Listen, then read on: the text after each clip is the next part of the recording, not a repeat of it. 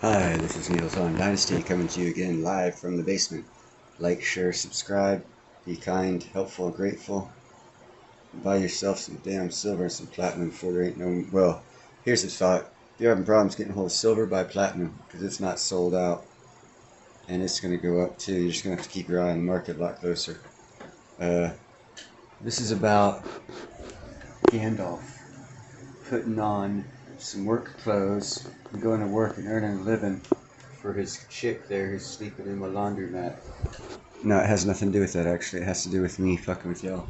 No, it has nothing to do with that. It has to do with America fucking flexing its testicles. I did a show, a little thing, video on the Sixth Fleet is like southwest of Taiwan, hanging out in that area. Got the largest aircraft carrier in the world in that fleet. Second largest aircraft carrier in the world is in Busan, I think the capital of South Korea. The Fifth Fleet landed there. And now, the largest and most powerful destroyer in the world, the Zumwalt, is in Japan. I think we have about 1/3 of our naval forces in the China Sea region. Its muscles, it has dispatched the world's largest destroyer to the region, the USS Zumwalt.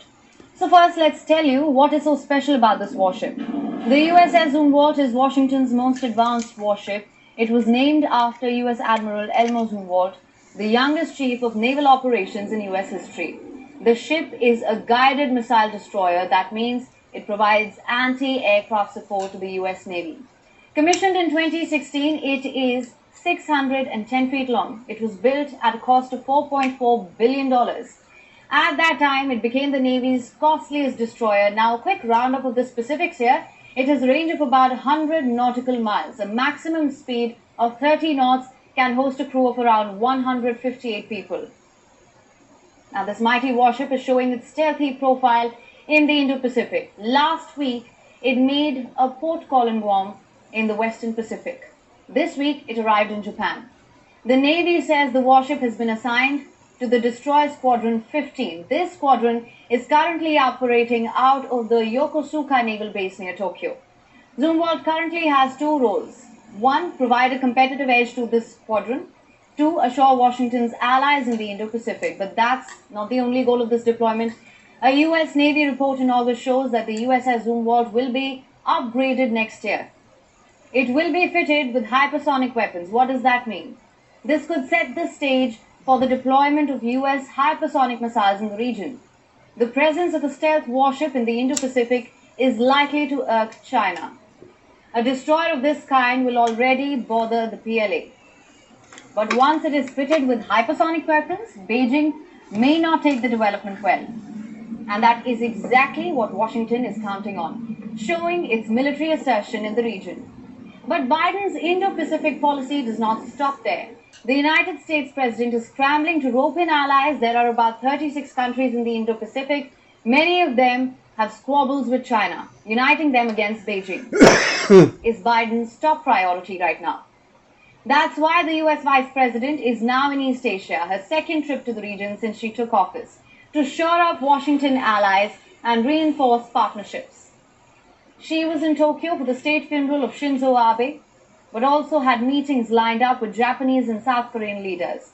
Also on the list was a meeting with Australian Prime Minister Anthony Albanese.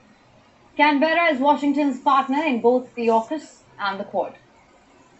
Biden will also host leaders of the Pacific Island nations for a 2-day summit at the White House from Wednesday onwards. Yeah.